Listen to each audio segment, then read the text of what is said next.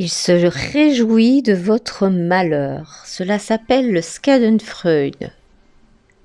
Pourquoi certaines personnes éprouvent de la joie face au malheur d'autrui, et particulièrement le narcissique vulnérable? Le Schadenfreude est un mot allemand que l'on peut diviser comme suit: Schaden qui veut dire blesser ou faire mal, et Freud qui veut dire joie, et qui pourrait être traduit par une joie malsaine. Et à défaut d'un mot, on pourrait citer ce proverbe qui reflète l'idée: le malheur des uns fait le bonheur des autres. La joie, c'est ce sourire que vous affichez lorsque votre collègue vous salue de la main et fait tomber tous ses dossiers. C'est lorsqu'une amie déchire sa jupe juste avant son premier rendez-vous amoureux avec l'homme que vous aviez trouvé super canon à la soirée anniversaire.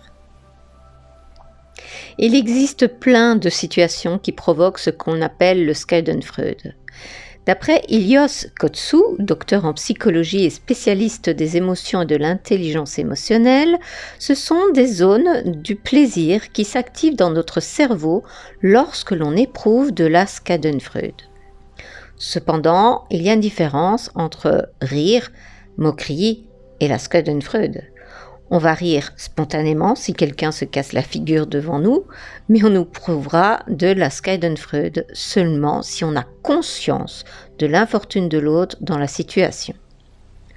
On ne peut avoir cette prise de conscience que s'il y a une part d'envie dans notre relation à elle. Exemple: on aurait bien aimé ne pas payer notre ticket de bus, mais on l'a fait. Alors, quand une personne devant nous se fait imposer une amende parce qu'elle a essayé de ne pas payer, on peut afficher un sourire.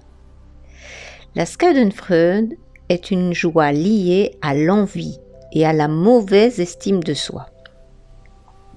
Éprouver de la Schadenfreude peut arriver à tout le monde aux dépens de n'importe qui. Cette émotion s'exprime dans les domaines de la vie que nous valorisons, qui sont importants pour nous, mais aussi dans les comportements qui nous font envie. Elle est donc très liée à la comparaison sociale et l'importance que l'on accorde à des attributs comme le pouvoir, l'argent, la justice. À tout moment, nous pouvons nous retrouver face à des gens qui, inconsciemment, représentent une menace pour notre identité, car on les juge mieux ou meilleurs que nous. Quand on croise quelqu'un qui incarne cette menace et qu'il connaît une infortune, ça nous rassure. Les zones de la récompense s'activent dans notre cerveau car c'est comme si tout d'un coup, le monde s'équilibrait. D'ailleurs, les magazines à potins éveillent cette émotion chez nous avec des titres racoleurs pour nous conter les déboires des célébrités.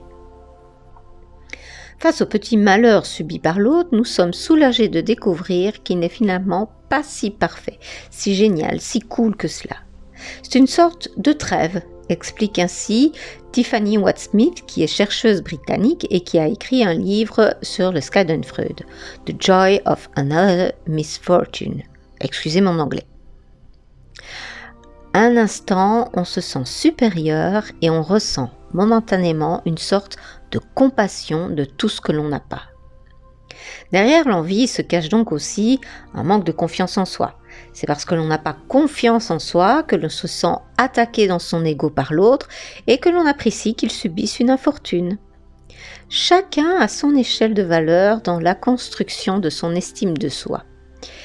Face à une même situation, deux personnes ne réagiront pas forcément de la même manière.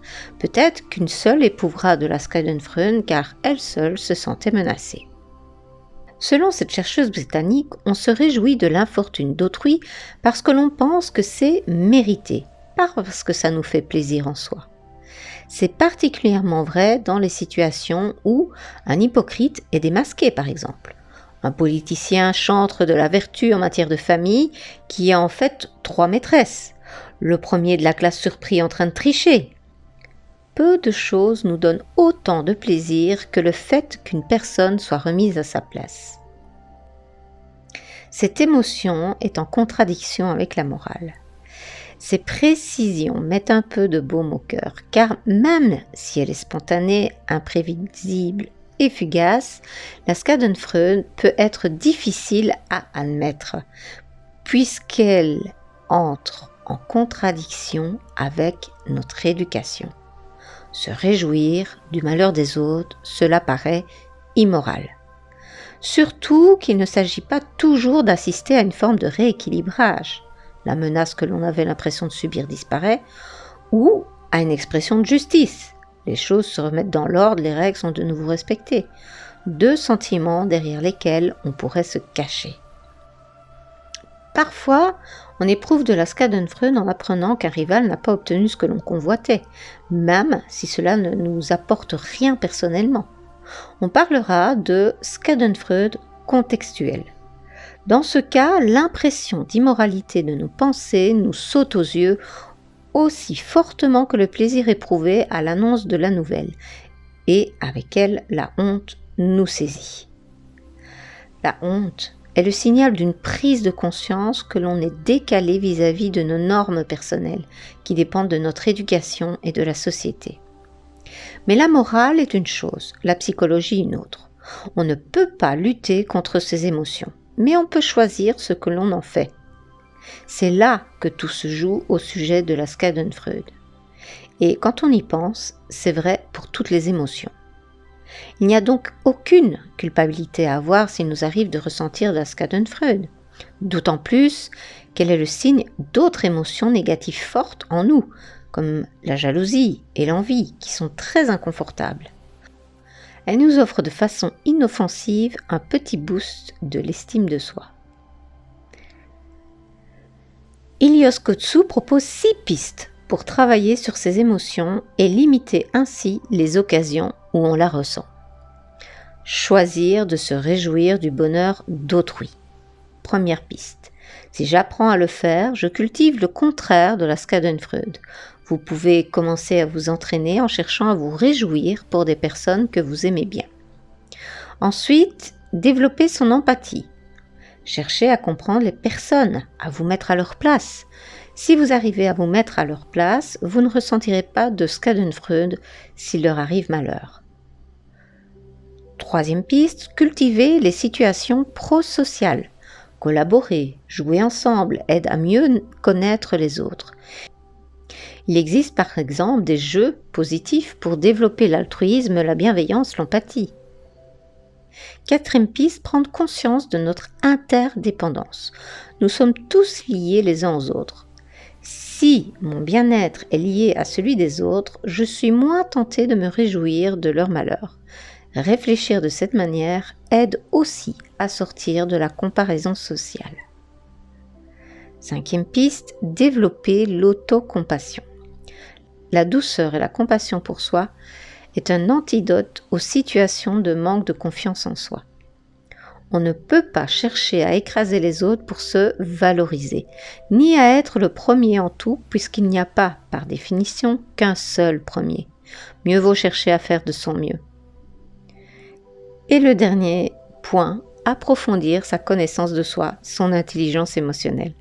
Plutôt que de me juger pour avoir éprouvé de la schadenfreude et m'en vouloir, il est préférable de reconnaître que l'on est imparfait et de reconnaître ses émotions de manière à prendre soin de soi. Et qu'en est-il de la schadenfreude chez les narcissiques ? Selon Paul-Claude Racamier, le pervers narcissique prend effectivement plaisir à faire souffrir autrui, mais c'est un plaisir à double détente. C'est-à-dire que ce plaisir se consomme en 2 temps, ce qui le distingue des perversions sexuelles qui lui se prend d'une seule traite. Une disqualification première met le moi dans l'embarras, premier temps de la jouissance perverse. La proie trébuche. Son embarras est alors complété par une disqualification subséquente et c'est le 2e temps de la jouissance. Il n'est pas de perversité sans ce redoublement. Ce plaisir spécifique a été observé et qualifié sous différentes appellations, la plus courante étant cette joie maligne, ce Schadenfreude, systémique ou structurel. On en retrouve également la description dans les travaux scientifiques sous les appellations de jouissance dédaigneuse ou de sourire du mensonge. C'est une expression si furtive qu'elle est quasiment impossible à décrypter pour un non-initié. Et si par malheur, pour le pervers narcissique, elle l'était, cela serait totalement nié par l'intéressé. Et ce, avec un aplomb et une mauvaise foi que seuls sont capables de mettre en scène ces personnalités. Tout cela, bien évidemment, sous couvert d'une fausse innocence, ce qui aura pour conséquence de sidérer la victime de cette jouissance perverse. Cette émotion de Schadenfreude est exacerbée par 3 facteurs principaux chez le pervers narcissique: l'envie, la jalousie et le manque d'empathie. L'envie, 2 fois plus marquée chez les pervers vulnérables ou introvertis qui vivent beaucoup d'insécurité et ce sentiment justement d'infériorité. L'envie est un mélange de ressentiment, de haine envers une personne qui a des attributs appréciés ou qui possède des choses que le sujet n'a pas. C'est une émotion primitive et hostile. Chez les narcissiques, il y a une dynamique de ces 2 variables. Envie Schadenfreude. Ça va lui apporter un soulagement temporaire quant à son insécurité ou son sentiment d'infériorité. Rôle d'équilibre psychique chez le pervers narcissique.